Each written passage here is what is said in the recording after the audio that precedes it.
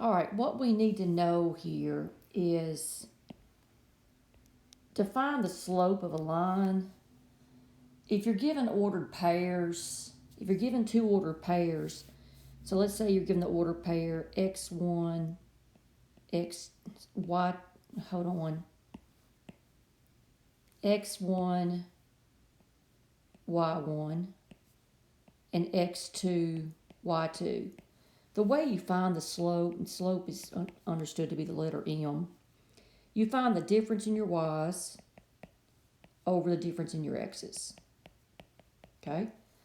So let me say that again. If you're given two ordered pairs, to find the slope, you subtract the y's over subtract the x's. All right, let's go back to our problem. All right, we were trying to figure out if the product of the slopes are -1.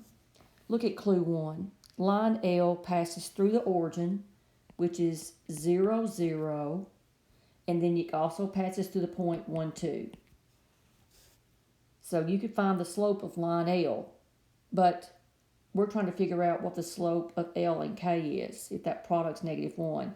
Clue 1 doesn't tell me anything about K, so that's not enough information.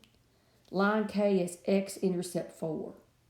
Well, your x-intercept, this is your x-axis right here.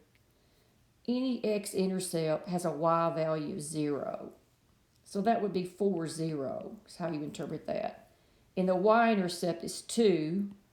And the any ordered pair on the y-axis, the x is 0. So you interpret this ordered pair as 0, 2. But once again, it's telling me about k, so that doesn't work. We need to know the slope of line L, and we need to know the slope of line K, and then we need to multiply them together and see if it's -1. Of course, we're trying to figure out. We don't actually have to find the slope of each line L and K. We just need to figure out, is there enough information given to where I could find it.